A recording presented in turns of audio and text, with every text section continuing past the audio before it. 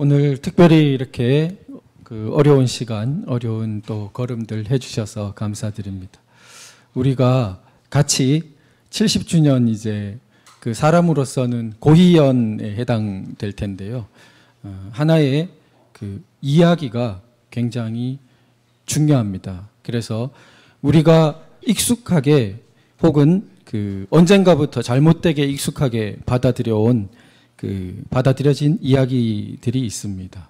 자, 우리나라에는 구한말에 어지러울 때 동학, 농민혁명 혹은 농민전쟁 같은 게 있었고, 그게 실패해서 우리나라를 잃었고, 그래서 일제 때 가장 열심히 싸운 무장투쟁한 사람들이 있었고, 그 사람들의 힘에 크게 입어서 해방이 왔는데, 한반도 남쪽에 특히 친일 매국 반동 세력들이 준동해가지고 미제국주의와 손을 잡고 나라를 분단시키고 마침내 북침해서 한반도에 동족 상잔의 전쟁을 일으키고 그것을 영웅적으로 반도 북부를 막아낸 뒤에 남쪽에서는 여전히 이 매국노들이 집권하다가 군사 쿠데타까지 일으켜서 그것을 합리화하기 위해서 조금 경제 발전을 했는데 독재를 너무 심하게 하고 민중이 저항하니까 마침내 선량한 시민을 학살하는 5.18까지 이르렀다.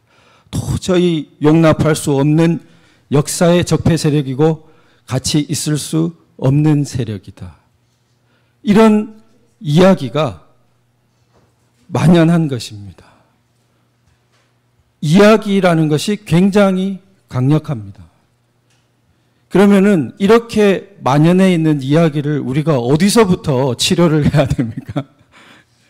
이게 보면 곳곳이 우리가 반론을 하고 싶고 객관적으로 반박할 것이 많겠지만 우리가 전체적으로 하나의 이야기로 대응하지 않는 한 굉장히 무력하게 당하기 쉽습니다.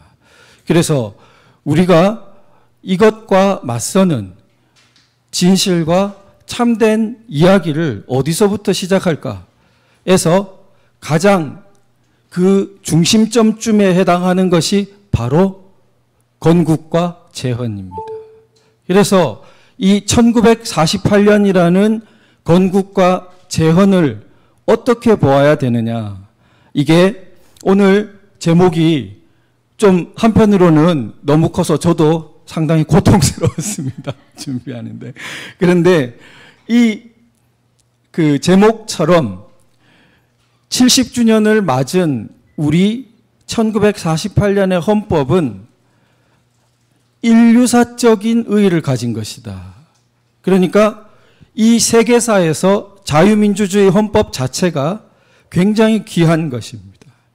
그 자유민주주의 헌법을 제대로 시행하는 나라 자체가 전 세계적으로 굉장히 드뭅니다. 그래서 전 세계적으로 역사 속에서 자유민주주의 헌법이 귀중한 데다가 특히 우리나라는 이제 오늘 강의에서 더 보겠지만 특히 우리나라의 자유민주주의 헌법은 더욱 특별한 의미까지 플러스 알파까지 더욱 겸한 것입니다. 그러면은 이 귀한 마치 성탄의 이야기처럼 그 귀한 옥동자가 1948년 이 땅 한반도에 태어난 것이고 어느덧 이제 70주년을 맞은 것입니다. 그래서 우리가 그럼 그 이야기의 출발점으로 자 크게 한 세 부분을 가지고 이야기를 살펴보겠습니다. 우선 그 헌법을 한번 보고 두 번째는 그 인류사의 맥락으로 살펴보고 세 번째는 대한민국 건국헌법을 특히 좀 집어서 살펴보도록 하겠습니다. 먼저 첫 번째에서 헌법에서 그 헌법 일반과 다른 나라 그리고 우리 건국헌법에 앞서 있었던 연역 과정을 조금 살펴보도록 하겠습니다. 자, 그럼 첫째로 그 헌법이란 것이 제가 복사를 해오면 A4 용지 한 10페이지 채 안 되는 분량입니다. 그런데 이것이 현행 헌법은 서문격에 해당하는 전문 또 뒤에 그 부칙이라고 해서 그 연혁이나 공포 날짜 같은 걸 가진 부칙 본문은 130개 조항입니다. 그런데 건국헌법 1948년 7월 17일 공포된 건국헌법도 대체로 체제가 비슷하고 그 본문 조항이 103개 조항으로 조금 짧습니다. 그러면 그러한 헌법을 들여다보면 크게 세 가지 파트로 나뉩니다. 그래서 총강이라고 해서 가장 일반적인 국채와 근본적인 질서를 규정한 규정이 있고 부분이 있고 그 다음에 국민의 굉장히 기본권을 규정하는 파트가 있습니다. 각종 자유가 있다 이렇게 나옵니다. 그리고 세 번째는 이게 양으로는 제일 많은데 국가기관들에 대해서 규정하고 있습니다. 그래서 국회부터 시작해서 대통령, 행정부, 법원 이런 삼권기관과 나머지에 대해서 규정하고 있는 것이 큰 골자입니다. 그러면 우리가 건국헌법을 이제 만나보겠습니다. 건국헌법이 이렇게 되어 있습니다. 1조, 2조 이렇게 나가는데요. 건국헌법에서 보면 1조에서 대한민국은 민주공화국이다. 그렇게 국채를 선언하고 있습니다. 2조에 가면 주권 규정이 나옵니다. 그래서 주권은 국민에게 있고 모든 권력은 국민으로부터 나온다. 3조에 가면 국민 요건을 규정합니다. 지금 이것이 제일 아래쪽에 보시면 영토, 주권, 국민이라고 해서 국가의 3요소로 일반적으로 거론하는 것이 체계적으로 지금 앞부분에 나오는 것을 볼 수 있습니다. 국가가 실제로 존립하려면 세 가지 요소가 필수적인데 영토, 그죠? 땅이 이렇게 있어야 되고 그 다음에 주권, 자기의 주권을 갖고 있어야 되고 그 다음에 국민이 실제로 거기에 있어야 되는 거죠. 그러면 문정부가 좋아하는 1919년 건국설로 가면 1919년에 이게 있습니까? 우리나라에?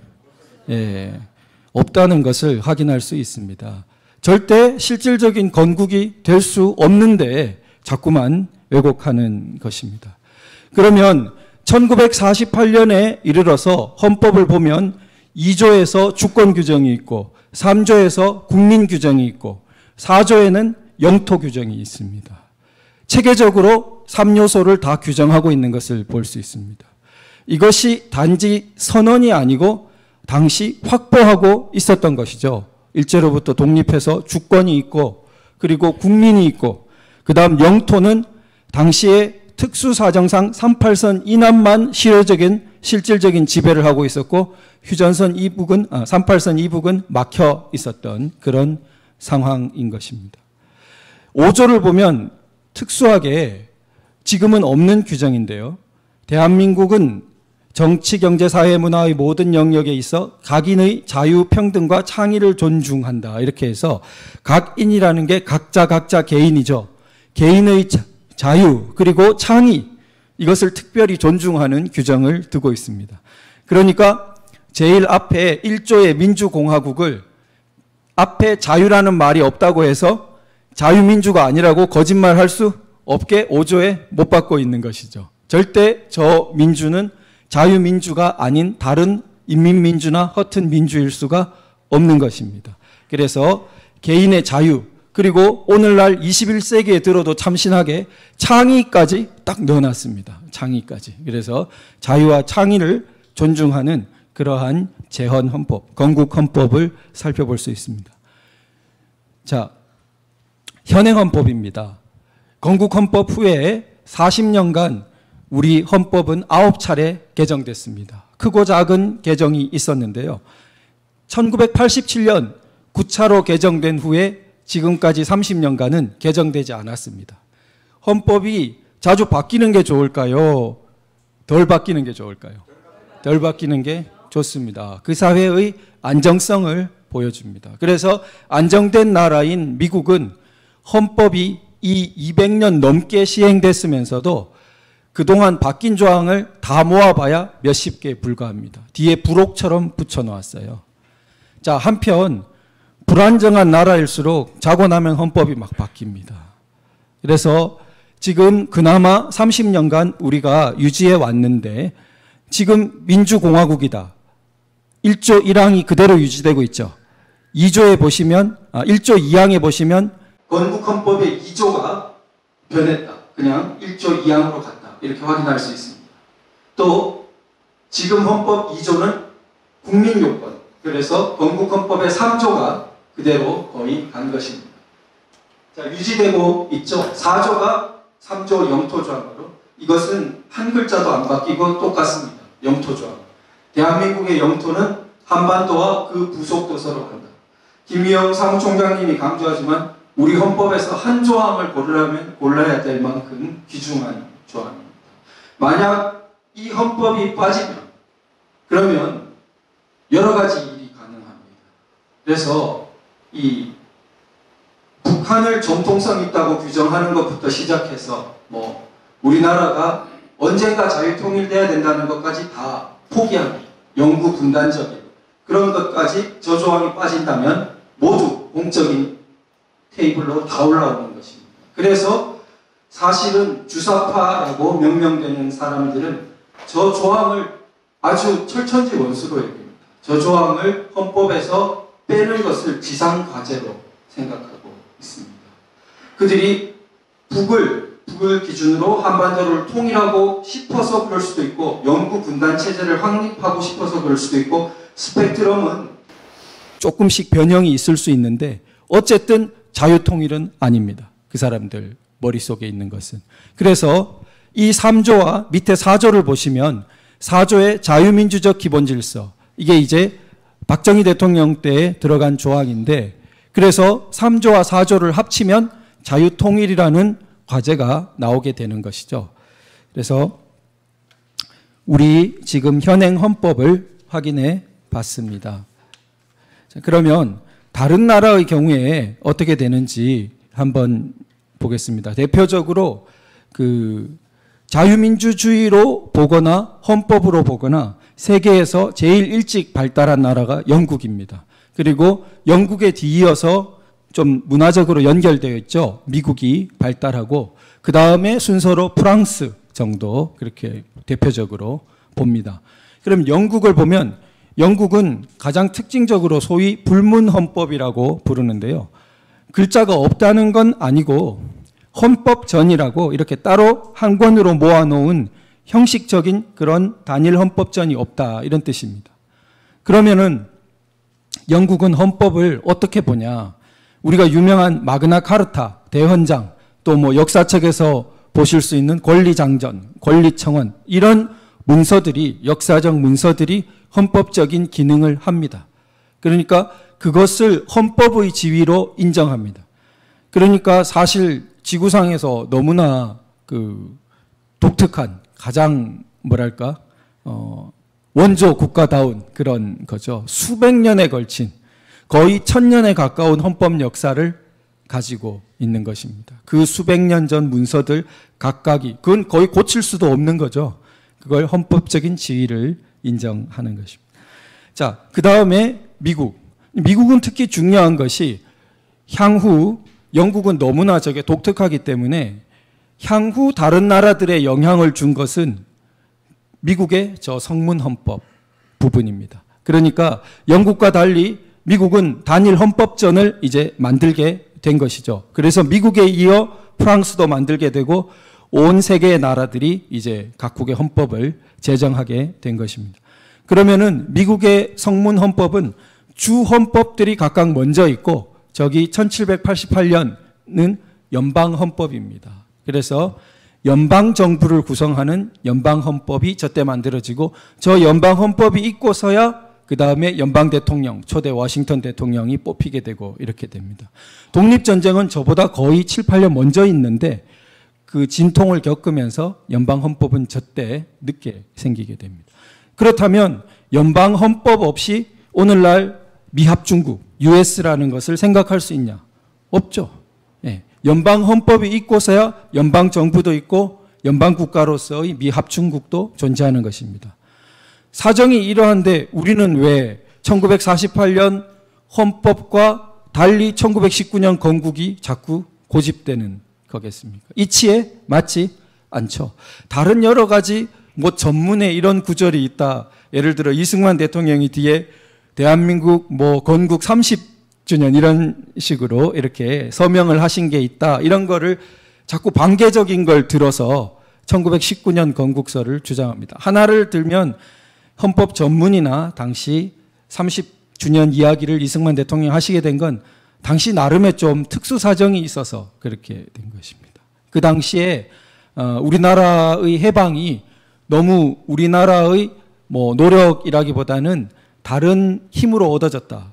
이렇게 되면 결국 신탁 통치 같은 게 힘을 얻게 되고 이렇게 되니까 우리나라가 굉장히 기여가 많다는 것을 강조할 필요가 있었고, 또 우리나라가 자체적으로 정통성을 인정받을 어떤 정부나 이런 것도 원래 갖추어져 있었다라고 강조해야만 국제사회에서 이렇게 협상력이나 대우받을 수 있는 게 컸기 때문에 그런 부분이 들어간 것입니다.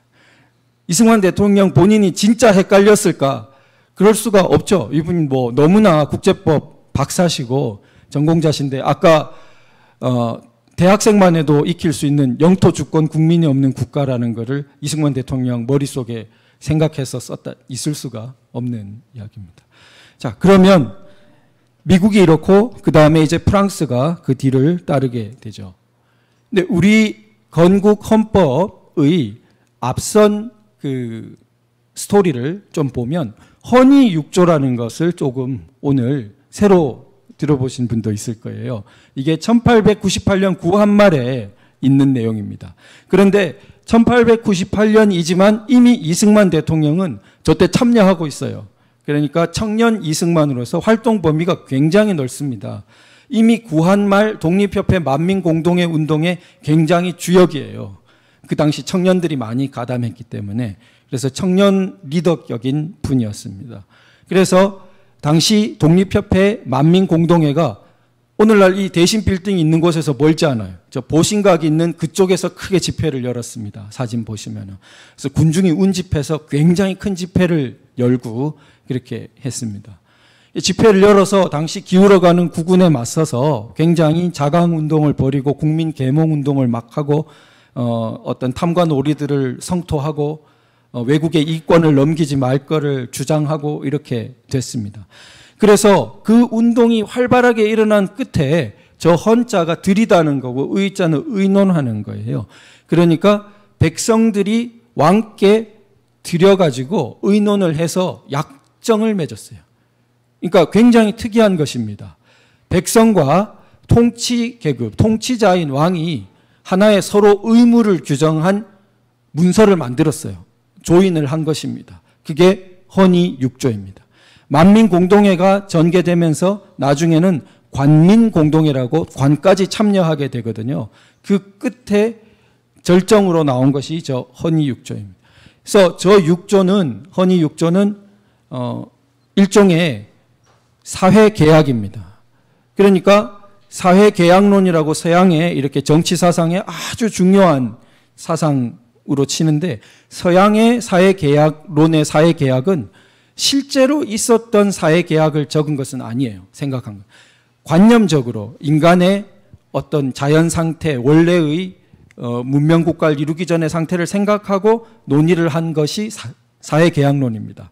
그런데 우리나라의 지금 헌의 6조는 실제로 있었던 일이에요. 실제적으로, 경험적으로, 역사적으로 있었던 사회계약이에요.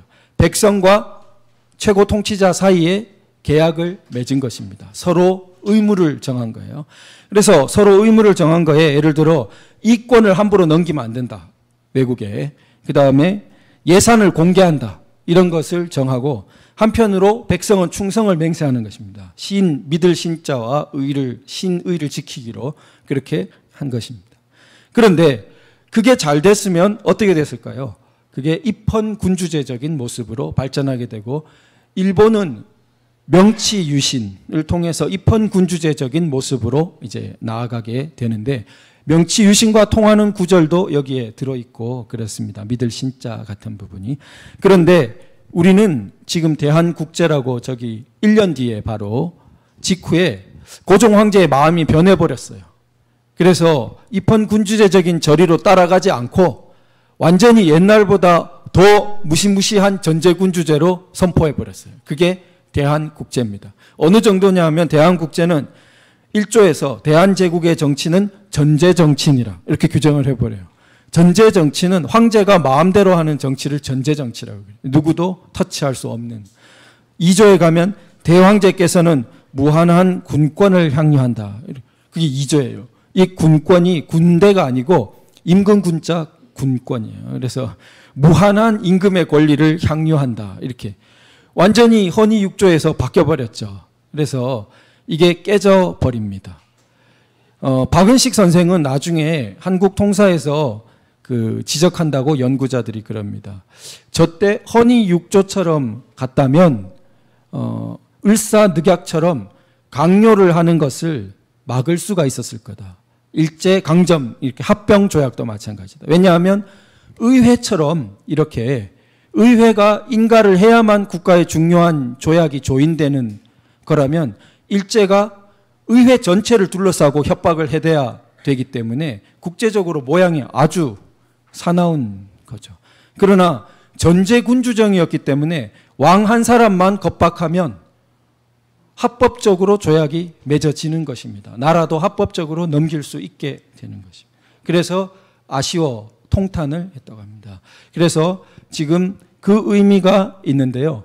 저렇게 상황이 변하자 이제 만민 공동의 독립협회에 대한 대대적인 탄압이 있고 당연히 청년 리더 격이었던 이승만 대통령은 표적이 되어서 이제 거의 사형까지 언도받고 감옥에 갇히게 됩니다. 그 감옥 속에서 예수님도 만나고 다시 민주공화국에 대한 비전을 확실히 가지게 됩니다. 그래서 그 당시 민주공화국에 대한 비전을 확실히 가진 분은 소수였겠죠. 아주.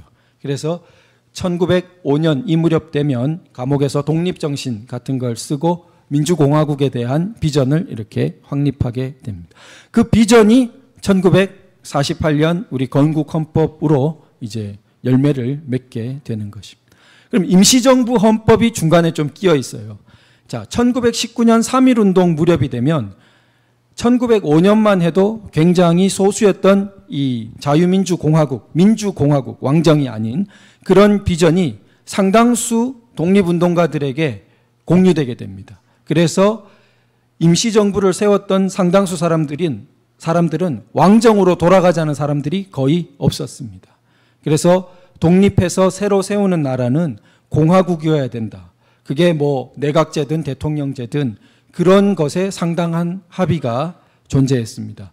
그래서 여러 임시정부들이 합해진 상해 임시정부에서 처음에 헌법안이 있고 그 뒤로 몇 차례 개정도 거치면서 이어집니다. 그러면 저 임시정부 헌법이란 게 있으니까 또 1919년 건국이 어쩌고 이렇게 나올 수 있는데 임시정부 헌법이라는 것은 하나의 선언이고 비전입니다. 그냥 아직까지는 머릿속에 있는 것에 불과해요. 영토도 없고 국민도 없고 주권도 없는데 하나의 계획이죠. 강령이죠. 그러나 1948년 헌법은 아주 차원이 달라버립니다. 같이 헌법이란 이름 달고 있다고 해가지고 내가 장래 가지고 싶은 아이를 엄마가 이렇게 그림을 하나 그렸어요. 그 아이가 있고 실제 피와 살을 가지고 그 아이를 낳고 아이가 태어났습니다. 같아요? 그 두 개가? 비슷할 수는 있겠죠. 모양이 잘 그렸으면은 장래 태어날 아이의 모양이. 그러나 완전히 다른 거죠. 이건 차원이. 마치 그 정도로 엄청나게 차원이 다른 것입니다. 그러니까 저 헌법 안에 들어있는 내용이 이어지는 부분도 꽤 있어요. 공화국을 규정한 것이 이어진다든지 여러 가지 뭐 이념을 규정한 것이 이어지는 것이 있지만 그런 이어지는 걸 가지고 실질적인 어떤 국가의 건국을 논하는 것은 전혀 어불성설이다. 이렇게 되는 것입니다. 자, 그러면 우리가 하나만 마지막으로 덧붙이면 헌의 6조부터 임시정부로 가건 이승만 대통령 항상 끼어 있어요. 그래서 1919년 건국을 주장하는 분들조차도 이승만 대통령은 피해갈 수 없어요.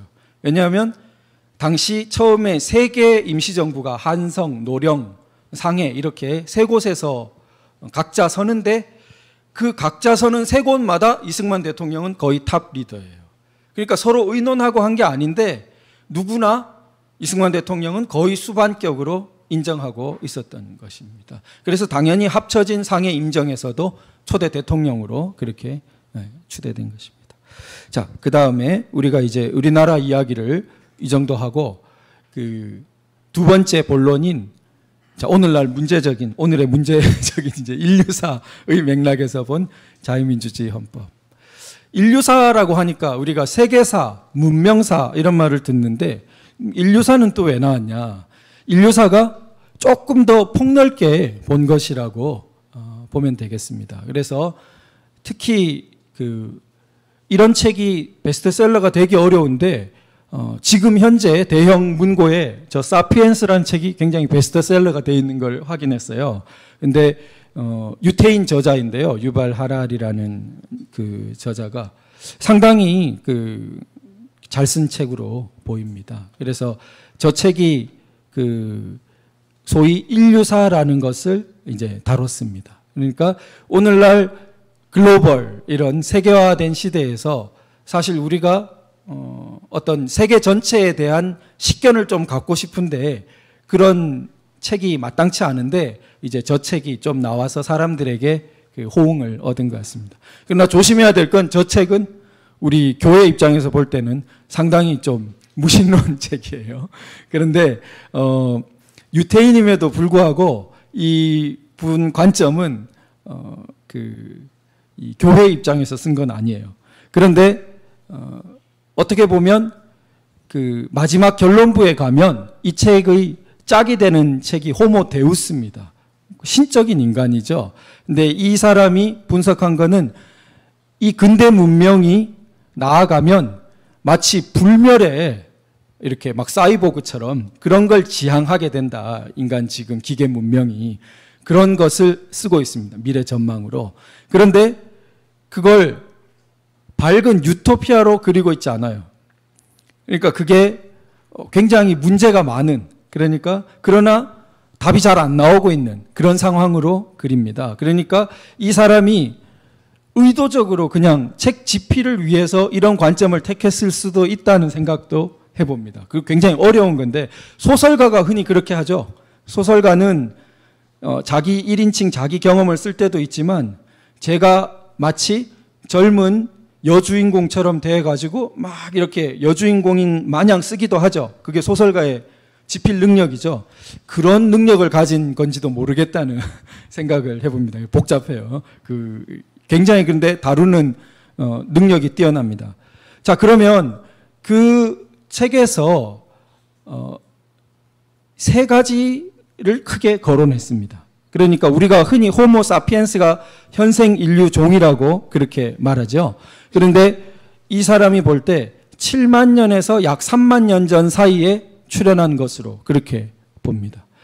그러면 3만 년 전이면 뭐 크게 멀진 않아요. 우리 뭐 지질학적 시대 이런 거 막 생각하는 것에 비하면. 그런데 그 특징이 한마디로 말입니다. 말. 그래서 이 사람이 들고 있는 호모 사피엔스의 출현이라는 것은 말하는 존재의 출현이에요. 말하는.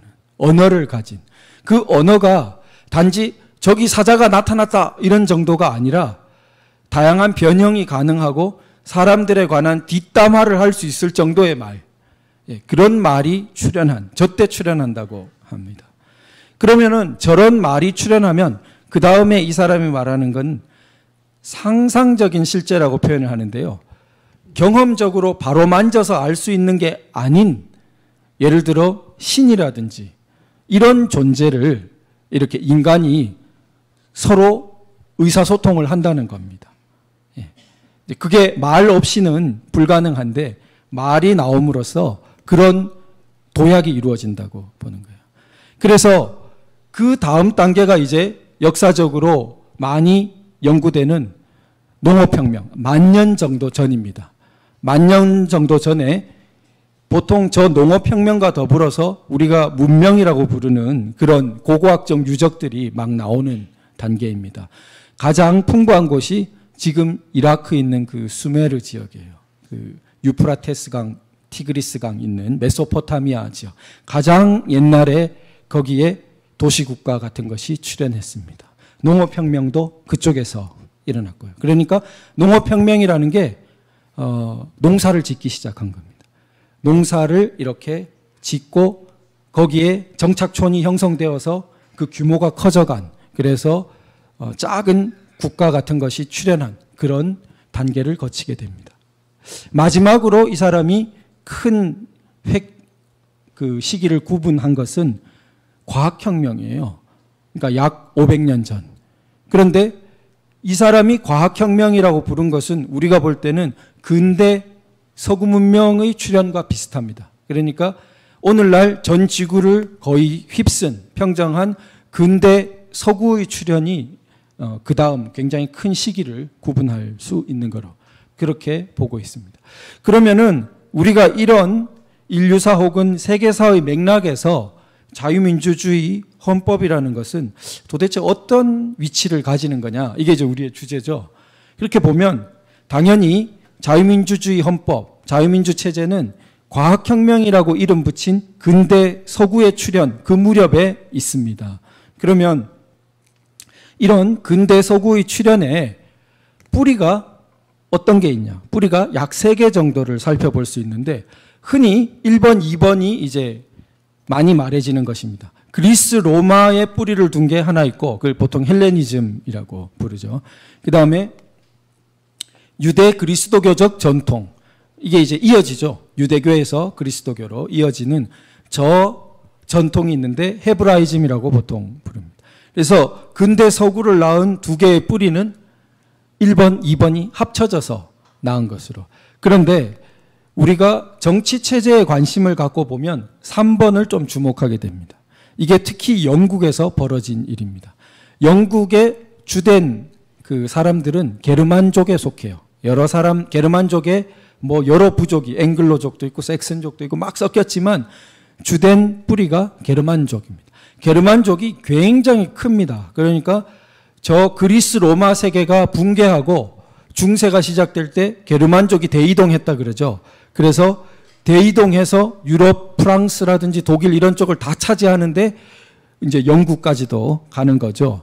그 게르만족의 사람들이 그러면 나중에 근대 서구 문명을 일으키는 그런 사람들이에요. 그 유럽 사람들이.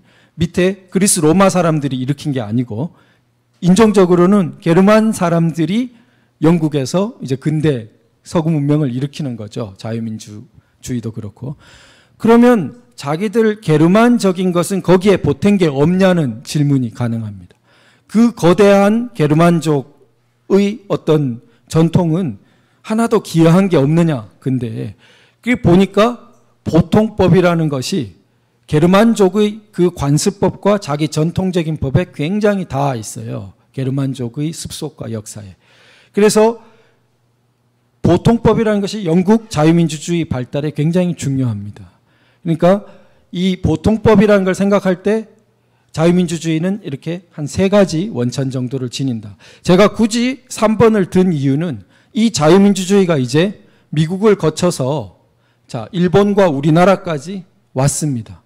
그럼 이제 중국도 갈 거라고 봅니다. 그러면 미래에 일본, 한국, 중국까지 이렇게 들어간 자유민주주의는 그냥 서구의 자유민주주의로만 그대로 남아 있을까? 이렇게 의문을 갖게 됩니다. 이 동아시아는 한 방울도 거기에 뭔가 보태는 게 없을까? 제가 볼 때는 보태는 게 있을 거라는 거죠. 왜냐하면 게르만족도 저 찬란한 그리스 로마 유대 그리스도교가 있었지만 한 방울은 보탰다는 거죠. 보태서 영국에 미국에 이런 그 찬란한 영미 문화가 나온 것입니다. 그러면은 우리 이쪽도 뭔가 보탤 것이 있을 것이다. 근데 뭘 보태는 건지는 우리 고민을 해봐야겠죠. 뭘 보탤 수 있을 것인지. 그런데 좀 앞질러서 말하면 그 면에서 우리는 굉장히 축복받은 것입니다.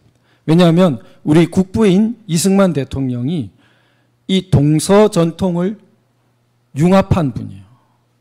그러니까 이분이 스승이 당시 대사헌을 지냈던 분이에요. 대사헌은 뭐 대제학, 뭐 대사관 이렇게 3사라고 일컬을 정도 당대 최고의 그 학식을 갖춘 분이 하는 벼슬입니다. 그 분이 이렇게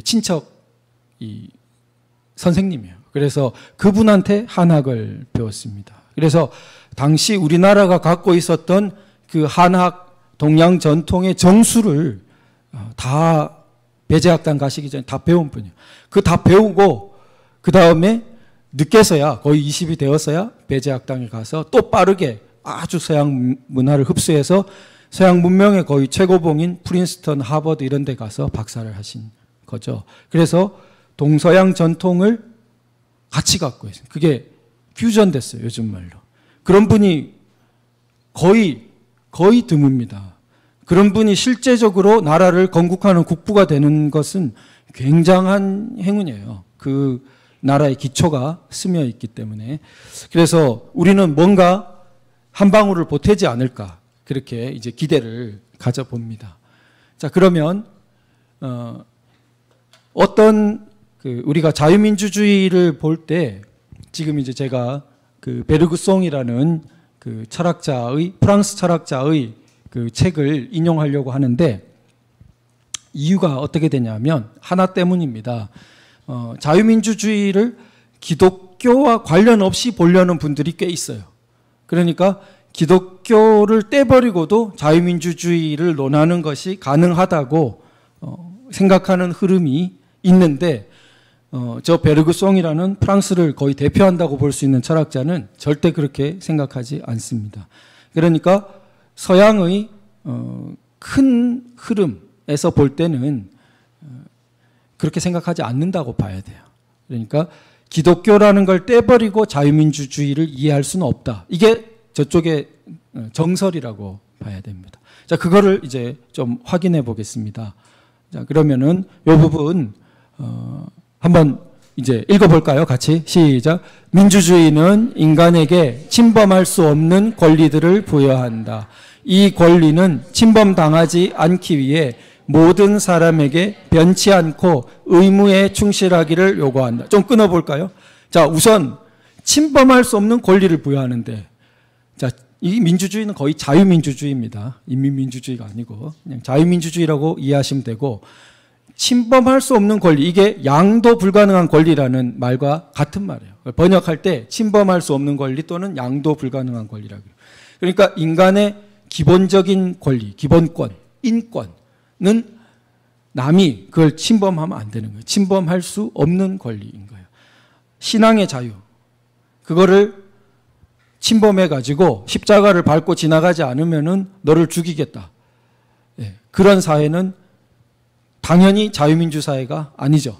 근대 사회가 아니죠. 침범할 수 없는 자유의 영역이, 권리의 영역이 있는 것입니다. 그런데 침범당하지 않기 위해 뭐예요? 반대로 의무도 있어요. 그러니까 권리가 있으면 딱 뭐라고 나옵니까? 의무도 있는 것입니다. 이게 부족한 경우가 많죠. 권리 주장만 하고 의무는 생각지도 않고. 이게 민주주의의 원론입니다.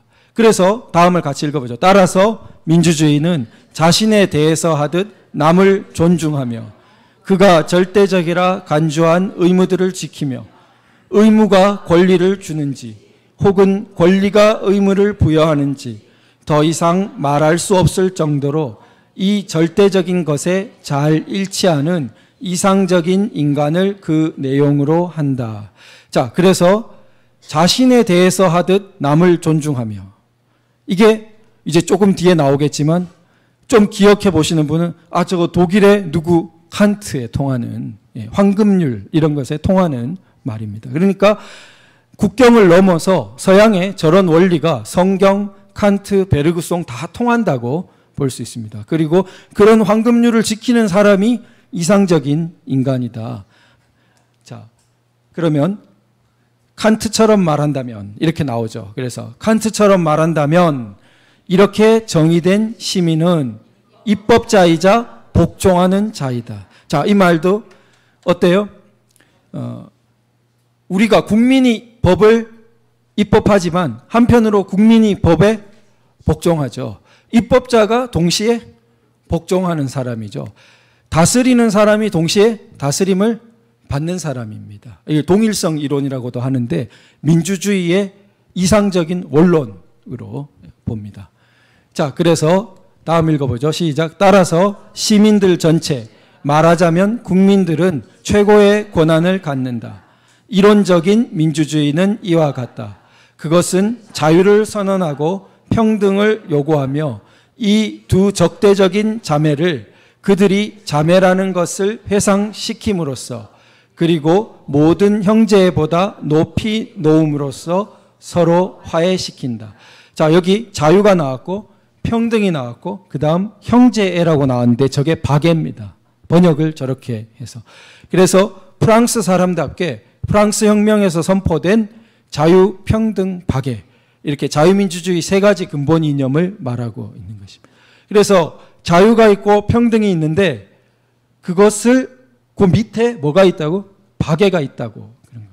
그러면은 제가 읽어볼게요. 그러면은 세 번째 낱말 형제, 이 박애가 다른 두 낱말들 자유와 평등 사이에서 모순을 제거하는 본질적인 것임을 발견할 것이다. 즉 박애가 없으면 자유하고 평등하고가 같이 붙어 있을 수가 없다는 거예요.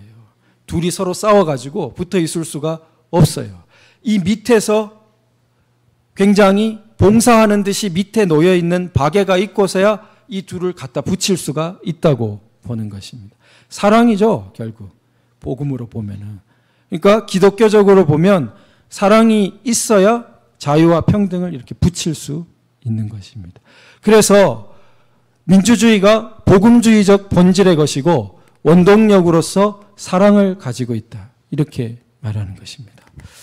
아주 대가다운 글이에요. 그래서 보면은 같이 읽어보죠. 게다가 1791년에 인권선언의 모델로 쓰여진 미국 독립선언은 청교도의 반향을 지니고 있다. 우리는 모든 인간이 창조자에 의해 부여된 양도할 수 없는 권리들을 가진다는 것 등등을 자명한 사실로 간주한다. 저 양도할 수 없다는 게 침범할 수 없는 같은 말이에요. 그러니까 우리는 천부 인권을 갖는다. 태어날 때부터 하늘이 부여했다. 하느님이 부여했다. 신이 부여했다. 그 권리는 누구도 침범할 수 없다. 그런 뜻으로 씁니다. 자, 그래서 민주주의에서 어떻습니까? 이 반대 의견들이 근원적으로 종교적인 성격을 무시하는 사람들이 그때도 있었던 것입니다. 그러니까 제가 앞에서 말씀드렸듯이 기독교 배제하고 자유민주주의를 이해할 수 있다고 저 때도 19세기 말이나 20세기 초에도 강한 주장이 있었던 것입니다. 그러나 대철학자는 그 안 된다라고 분석한 것입니다. 안 된다. 만약에 떼버리면 어떻게 돼요? 떼버리면 자유민주주의 자체가 어떻게 되겠습니까? 기초가 사실은 허물어집니다. 자, 그 부분이 우리가 다른 방식으로 다시 한번 생각해 보겠습니다. 이 부분이 이제 오늘날 중요한데요. 제 강의에서도 중요하고 우리가 이 근대가 출발한 서구의 자유민주주의가 출발한 걸 흔히 르네상스라고 그럽니다. 많이 들어보셨죠? 르네상스 문화. 자, 르네상스에서 두 가지를 봐야 됩니다. 두 가지의 흐름이 있습니다. 그러니까 흔히 많이 알려진 흐름이 세속적인 르네상스예요. 그게 2번이에요. 인본주의라고 부릅니다. 보통.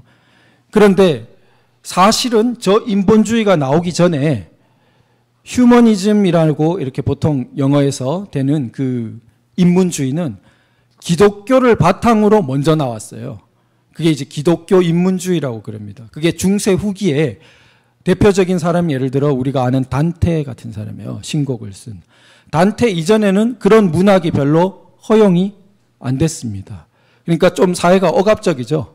그러니까 좀 숨막히죠. 그런 중세에서 그런 문학을 쓰고 그런 개인의 좀 연애도 해요. 그래서 그 중세 같은 데서는 자유연애 이런 것도 굉장히 별로 허용되기가 좀 쉽지 않은 단계인데 단테 같은 사람은 그런 쪽으로 이렇게 가고 문학 작품도 표현을 합니다. 그런데 이 사람은 기본적으로 경건하고 크리스천이에요. 당시 이제 카톨릭 종교개혁 전이니까. 그런데 이게 곧 저리로 변해버려요. 인본주의로. 그래서 한 몇십 년이 지나면 단테의 굉장히 동지처럼 여기는 단테 후배죠. 한 30년 지난 단테 숭배자에 가까운 단테 평전을 쓴 보카치오 같은 사람은 완전히 마치 그 성체 모독 이런 거 하는 사람처럼 완전히 그냥 종교 모독하는 거로 글을 막 채웁니다. 데카메론 같은 걸 보면은. 그런 사람이 출연해서 르네상스의 주류가 저런 식으로 흘러가요. 그러니까 그냥 보면 종교는 거의 지워지고 인본주의만 남은 것처럼 흘러가는데 사실은 안 죽어요. 왜냐하면 뿌리가 거기이기 때문에. 그러니까 나중에 종교개혁이라든지 청교도 혁명이라든지 미국 독립선언이라든지 이런 식으로 계속 이 기독교 인문주의, 기독교 휴머니즘의 뿌리가 근대에 연면이 흘러서 펜스 부통령 같은 사람도 나오게 되는 것입니다. 기독교 복음주의 세력이 미국의 강력한 정치 세력으로 여전히 등장하게 되는 것입니다. 죽지 않은 것입니다. 그래서 이 두 흐름이 같이 이렇게 흘러가고 있습니다. 그런데 아까 말한 이 하라리 사피엔스 책에는 이렇게 소개해요. 근대 서구를 한마디로 인본주의라고 그 사람도 부릅니다. 인본주의라고. 분석하는데 인본주의가 세 가지 분파로 나뉘었다고 그래요. 그래서 자유주의, 공산주의, 나치즘 이런 세 가지 발전을 보였다. 지금 남은 것은 자유주의만 남았다 이렇게 그래요.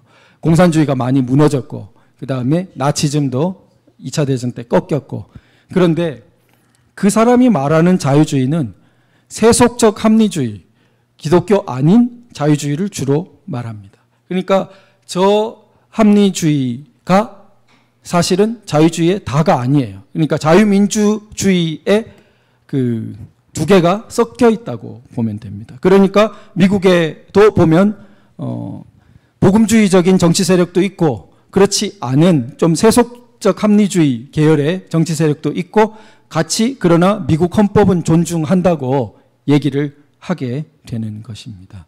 그런데 그 사람에게서 그 공산주의, 저게 왜 인본주의냐? 그러면 그래서 물론 무신론으로 가서 그렇게 되기도 하죠. 그런데 그 공산주의가 말하는 인간은 개인 인간이 아닌 거죠. 인간 집단입니다. 인간 전체를 말하기도 하고 그러한 그 인간 중심주의예요. 인본주의라는 게. 그래서 모든 기준이 인간을 기준으로 그렇게 가게 됩니다. 나치즘은 왜 들어왔냐? 나치즘은 이 사람은 진화론적인 인본주의라고 그럽니다. 그러니까 우등한 인종이 열등한 인종을, 그러니까 진화적으로 우등한 인종이 열등한 인종을 도태시키는 것이 자연 법칙에 맞고 그것이 역사의 순방향이다. 이렇게. 그런데 이게 지금 기계 문명의 발전과 더불어서 변형된 양식으로 나타날 수 있다고 이제 약간 공상과학 같은 이야기도 합니다. 뭐 실리콘밸리 같은 데는 그런 연구를 많이 하는 것 같아요. 그러니까 칩 같은 거 여러 개 달아가지고 수명이 엄청 길어지는 겁니다. 그래서 그렇게 긴 수명을 누리는 사람이 생기니까 마치 생물학적으로 예전의 경제적인 계층 차별과는 차원이 다른 거죠.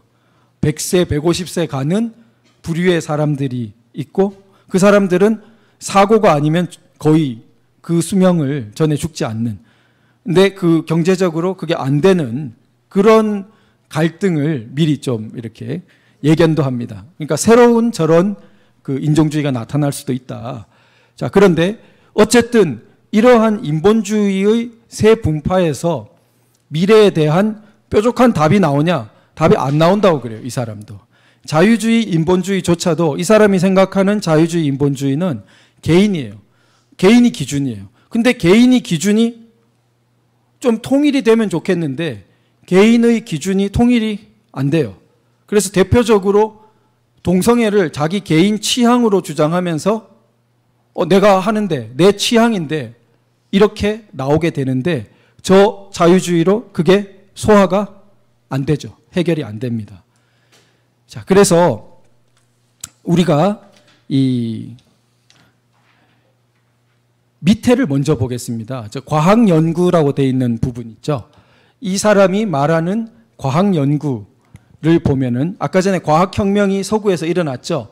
그러면은 어떤 양상을 보이냐면 과학 연구를 통해서 굉장히 힘이 생겨요. 그러면은 그 힘과 자원을 가지고 다시 과학으로 투자됩니다. 그렇게 매개하는 것이 정치, 경제, 제도가 이렇게 매개를 하게 되는 거죠. 이게 자꾸 뺑뺑 돌면서 강력한 곳은 더욱 강력해지는 그러한 서구 근대를 낳았다고 보는 겁니다. 그런데 우리가 보다 좀 익숙한 것은 이 위의 삼각형을 생각할 수 있습니다. 저게 정치, 경제, 법이에요. 삼각형이. 그러면 정치, 경제, 법이 서로 영향을 준다. 이것은 상식적이죠. 그런데 우리가 탄핵 때를 생각해 보면은 탄핵 때 뭐가 먼저 무너졌냐? 법치주의가 먼저 손상을 받습니다. 그러니까 그 다음엔 어떻게 돼요? 자꾸 독재를 해요. 자유민주 정치 체제가 영향을 받죠. 그리고 그 다음에 어떻게 됩니까? 경제 체제에서 자꾸 자유시장이 아니라 소유권도 침해하고 자유시장도 억압하는 쪽으로 자꾸 흘러가게 됩니다. 악순환이 돼요.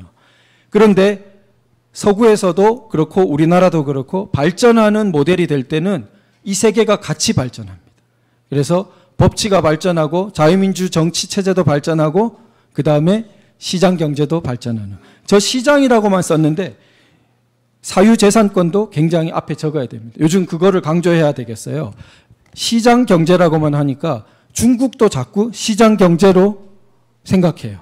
그러나 사유재산권이 있는 것이 진정한 시장 경제입니다. 그래서 사유재산권과 시장 경제 이렇게 봐야 되겠습니다. 그런데 중간이 지금 저 삼각형의 중간이 비었죠.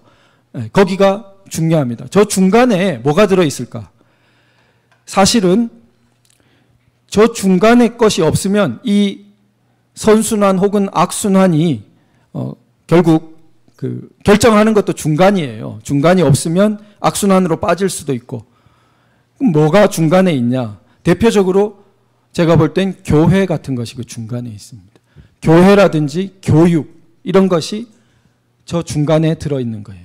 그러니까 교회가 제자리를 잃고 교육이 제자리를 잃고 이렇게 되면 악순환 고리로 막 도는 거예요.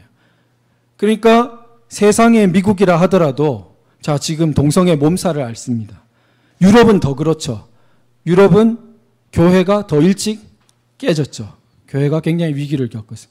그러면 법치가 있고 자유민주 정치체제 시장이 있어도 나라가 자꾸 굉장히 어디 딴 데로 가는 모양새를 보이게 됩니다. 그래서 과학, 학문, 교육 이런 것도 전부 저 중간에 있는 것입니다. 그래서 우리가 과학, 학문, 교육 이런 게 잘 되면 거기서 좋은 힘이 생기죠. 제도를 매개해서 다시 더 좋은 교육을 강화하게 됩니다. 이렇게 중간이 강화되면 밖에 순환도 더욱 좋은 순환이 자꾸 일어나게 됩니다. 그래서 우리도 지금 현재 위치가 어디에 처해 있겠냐. 그 다음에 우리 건국헌법으로 돌아가면 이승만 대통령은 교육을 굉장히 강조했습니다. 의무교육만이 아니라 고등교육을 강조했어요. 즉, 이 구도를 정확히 다 기초하신 거죠. 그래서 앞에 중간에서 교육이 도니까 결국 전체적으로 정치, 경제, 법이 우리나라가 아주 선순환을 이루면서 발전 도상을 걸었던 것입니다. 그래서 자, 그러면 이제 마지막 마무리를 가보겠습니다. 자, 우리가 자유민주주의 헌법이란 것이 세계적인 관점에서 볼 때 참 귀하고 축복받은 것인데 그러면은 우리나라의 자유민주주의 건국헌법은 특별히 더 어떤 면에서 제가 플러스 알파가 있다 그랬는데 왜 그러냐? 제가 볼 때는 우리나라 자유민주주의는 아까 두 가지 세속적 흐름의 자유민주주의가 약해요. 우리나라 자유민주주의는 기독교적인 인문주의 계열의 자유민주주의가 굉장히 셉니다. 그게 우리나라의 플러스 알파라는 겁니다. 미국만 해도 이게 거의 비등비등하게 있어요. 미국엔 사실 정착촌이 유명하게 두 군데의 정착촌이 있습니다. 그래서 뉴욕 밑에 버지니아 쪽에 원래 정착촌이 하나 있었고 거긴 신교도가 아니었어요. 저기 메이플라워 타고 온 매사추세츠 보스턴 쪽에 온 정착촌이 두 번째 정착촌인데 거기가 미국 청교도 정신의 정착지입니다. 이 두 흐름이 미국 내에는 계속 흐릅니다. 그런데 우리나라는 어떻게 보면 보스턴적인 것으로 건국이 된 겁니다. 이것이 플러스 알파라는 거예요.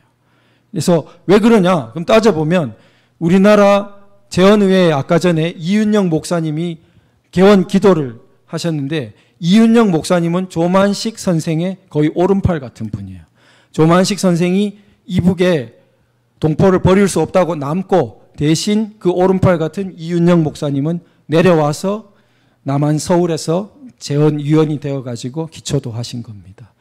자, 그러면은 우리 이승만 대통령 조만식 선생도 당시 이북 지역에서 휴전 38선 이북 지역에서 한 사람 꼽으라 하면 다 조만식 선생이 뽑힌 사람이에요. 그래서 소련 군정조차도 조만식 선생을 대통령 해줄 테니까 우리에 협력해라고 회유할 정도로 대표적인 지위에 있었습니다. 그럼 저분 조만식 선생 또 이승만 대통령 다 기독교 민족주의자들로 강력한 분들입니다. 그러니까 저분들이 주류가 되어서 대한민국 건국이 이루어지게 돼요. 그러니까 우리가 플러스 알파가 있다. 그 다음에 이승만 대통령은 동서 전통의 그 융합을 체화한 분이다. 그러니까 아까 전에 말씀드린 이게 그 근대 서구에서 자유민주주의가 태동해서 미국을 거쳐서 동아시아 쪽으로 이렇게 오고 있습니다. 그러면은 자, 우리나라에서 그럼 이 동아시아에서 무언가 한 방울이 떨어뜨려진다면 그런 것을 기대하기 좋은 그런 상황이 있는 거죠. 우리에게는. 자, 그 다음에 세 번째는 이건 이제 좀 역설적인 건데요.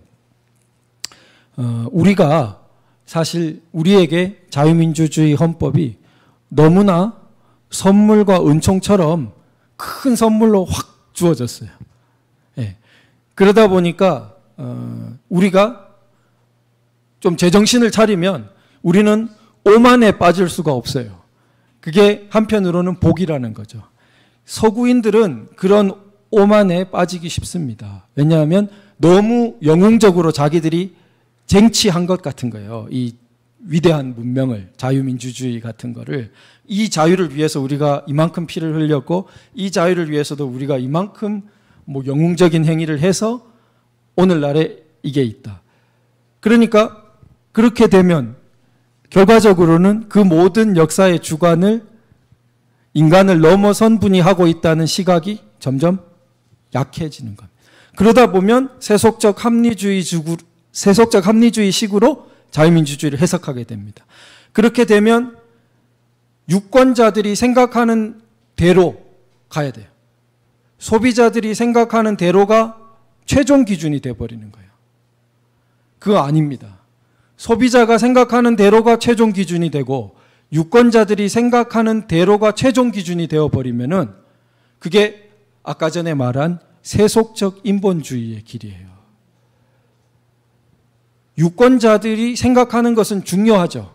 중요하지만 그들의 생각이 궁극적이고 최종적인 기준이 아니죠. 반성돼야 됩니다. 그것은. 그래서 반성되게 하는 것으로 헌법도 존재합니다. 헌법은 그래서 쉽게 못 바꾸도록 해놓았죠. 그래서 헌법도 있고 교회도 있고 학문도 있고 여러 가지 사회의 장치들이 그냥 즉각적으로 생각하는 대로가 궁극 기준이 안 되도록 견제를 하도록 하고 있습니다. 그래서 그렇게 되려면 우리 힘으로 이게 얻은 거다라고 생각할수록 어떤 면에서는 함정이 되는 거죠. 그러니까 우리가 한편으로는 너무 우리는 선물처럼 받았기 때문에 그 지점을 잊지만 않으면, 근데 잊기가 쉬워요. 그게 문제예요. 우리는 이걸 또 잊어버려요. 그래서 지금 오늘 이제 70주년을 맞아 우리가 기억해 볼 때 너무 잊어버린 사람들이 많지 않습니까? 이 감사를 우리가 이처럼 우리에게 큰 정말 선물을 주셨는데 잊어버리는 거죠. 잊어버리면 답이 없습니다. 잊어버리지만 않으면 이렇게 큰 선물이 우리에게 우리 행위가 아니라 주어졌다. 마치 성경적인 진리 같죠. 우리 행위로 얻은 게 아니고 우리 값으로 얻은 게 아니에요. 마치 하느님이 우리를 사듯이 그렇게 주어진 겁니다. 우리에게 자유민주주의는. 대신 그렇게 주셨기 때문에 이제 우리가 마지막에 이승만 대통령의 그 평생 간직하셨던 구절을 저도 새롭게 보게 됐습니다. 다시 한번 같이 읽어볼까요? 시작. 그리스도께서 우리에게 자유를 주셨으니 그러므로 굳게 서서 다시는 노예의 멍에를 매지 말라. 이 강의를 준비하면서 보니까 뭐가 와닿았냐? 주셨으니가 와닿은 거예요. 우리가 쟁취했으니가 아니죠. 우리가 얻었으니. 주셨다요. 주셨어요. 근데 주시고 난 다음에 우린 뭘 해야 돼요? 굳게 서서. 예. 우리가 해야 되는 건 굳게 서서. 그래서 이게 우리한테 한반도에 너무나 전형적으로 나타난 게 축복이라는 겁니다. 우리는 얻은 게 우리가 따낸 게 아니고 주셨어요. 그런데 우리는 뭐 해야 되는 게 있어. 뭐예요? 굳게 서야 돼요. 굳게. 굳게 서지 않으면 어떻게 돼요? 노예의 멍에를 맨다 했어요. 예.